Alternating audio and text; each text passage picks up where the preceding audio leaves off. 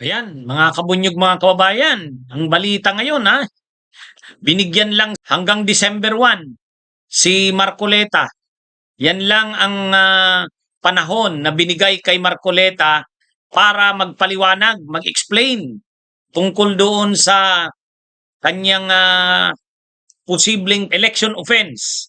Yung kanyang election offense na nakumit, yung nagawa niyang election offense sa panahon ng 2025 midterm elections. Itong pagkandidato niyang senador, yun. Hmm? So ito mga kabunyog, mga kababayan, medyo mabigat ito. 10 araw. Ayan nandyan sa Marcoleta given 10 days to explain poll campaign contributions. COMELEC. ABS-CBN News po yan.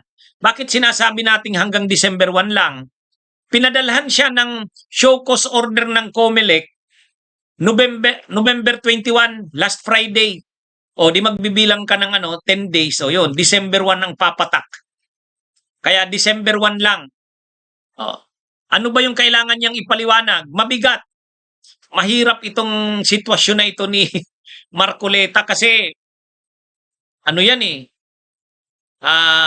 napakalaki ng inconsistency o discrepancy sa kanyang income, net worth, saka yung ginastos niya sa eleksyon. Paano nangyari yon? Ang gastos niya nung eleksyon, saan makikita yung gastos niya? Sa SOSE, Statement of Contributions and Expenditures. Sa SOSE niya, mga kabunyog, sa Statement of Contributions and Expenditures, ang gastos niya 112 million. Tapos pagdating dun sa kanyang SALN, 52 million. Paano ka gumastos ng 112 million noong May 2025 na ang yung net worth ay 52 million? Madali namang ipaliwanag yun. Madaling ipaliwanag. Mayroon kang mga donations. Ang problema, doon sa kanyang SOSE, linagay niya donation zero. Zero. Yun ang problema niya doon. Pero ang paliwanag niya, ang palusot niya, mayroon naman daw donations. 112 million nga daw na yun, mga donations yun. Kaya lang, hindi niya daw dineclare, kaya linagay niya daw zero, kasi nga, ang sabi daw sa kanya ng mga donors niya, wag na daw silang i-reveal, itago na lang daw ang kanilang identities o pagkakakilanlan.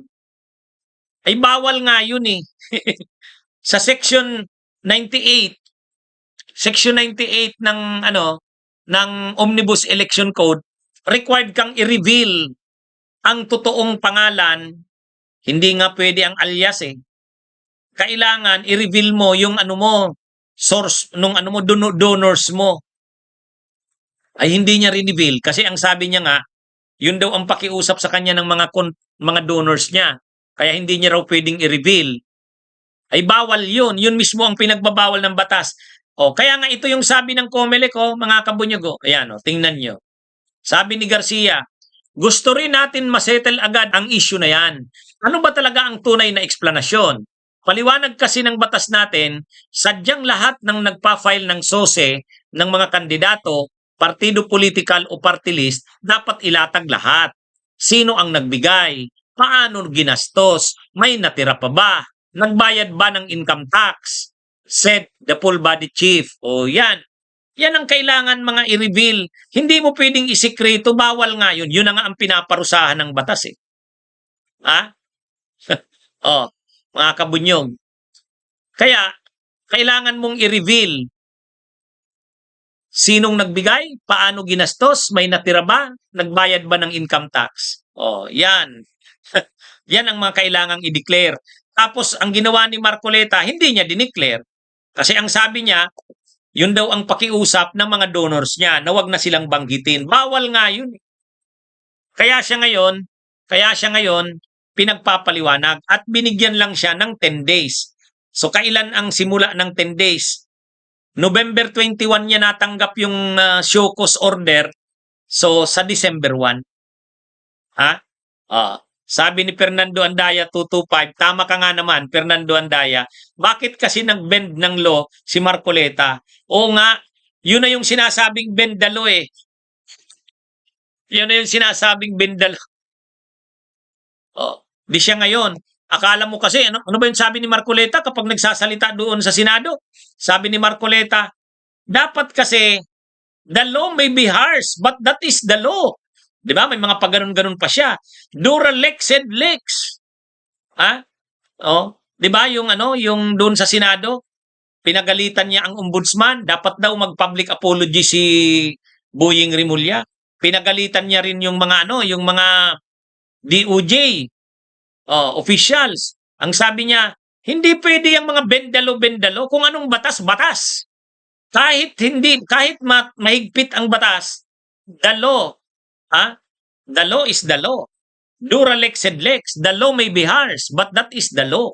O ngayon, anong ginawa niya? Hindi niya nga dineclare yung mga donors niya. Kasi sabi daw ng donors niya, wag daw i-declare. O di hindi mo sinunod ang batas. Akala ko ba, the law may be harsh, but that is the law. Ang problema kasi dito kay Marcoleta, akala niya lagi siyang tama. Ha? Akala mo lagi siyang tama.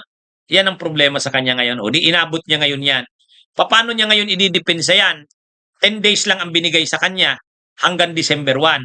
Actually, marami pa siyang problemang kakaharapin doon. Pero yun na nga, sinabi na ng COMELEC, binigyan si Marcoleta ng 10 days lang. So hanggang December 1. Dapat pag itong palampasin ng COMELEC, talagang tuluyan yan si Marcoleta. Ang isa pa dito kay Marcoleta na problema ngayon, itong Attorney Pichi Rose Espera. Ang sabi ni Marcoleta, may paglalagyan daw yon si Attorney Pichi Rose Espera. Ang biktima daw dito ay si Gutesa.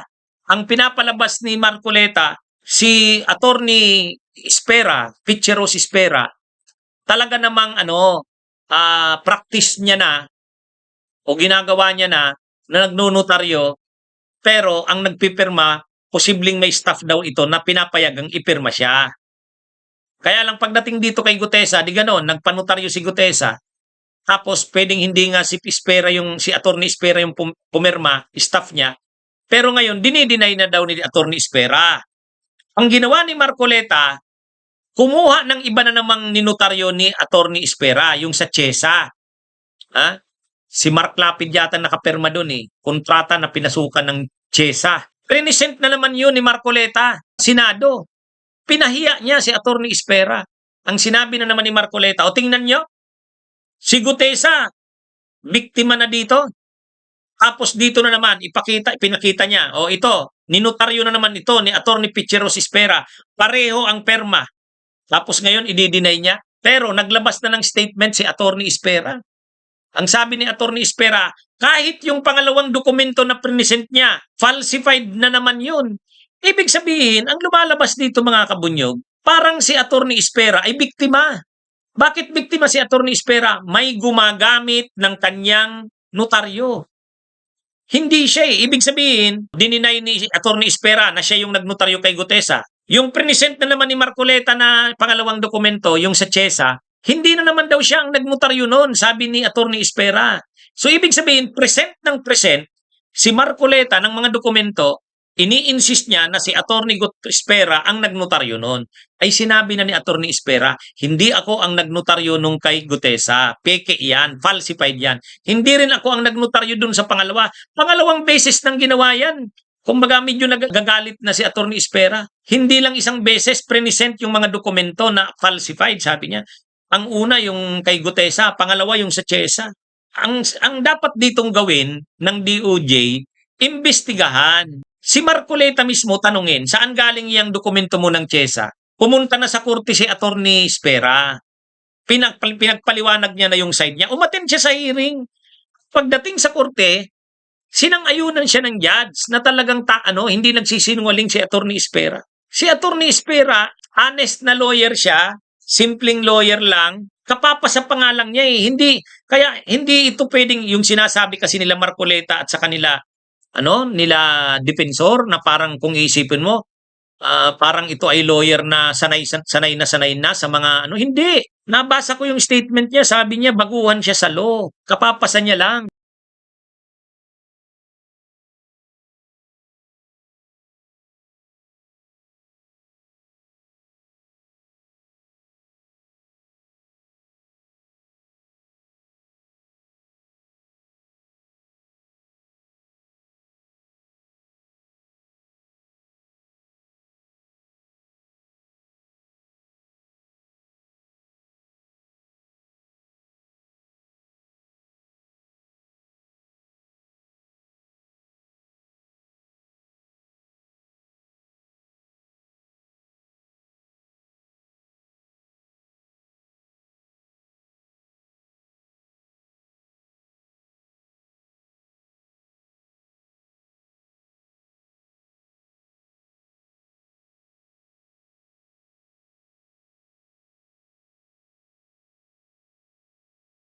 Kaya lang, hindi kasi ito nag-grandstanding itong si Attorney Espera.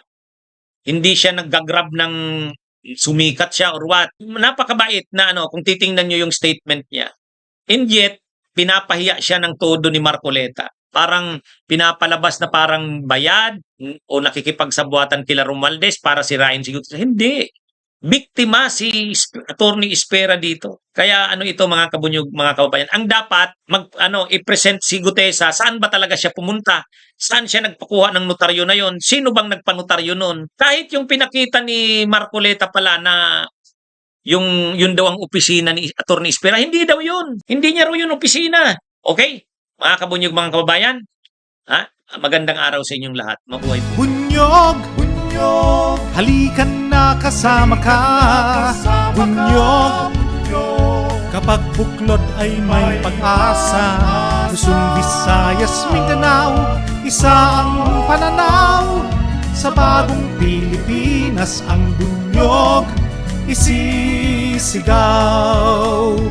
Bunyog, bunyog, bunyog.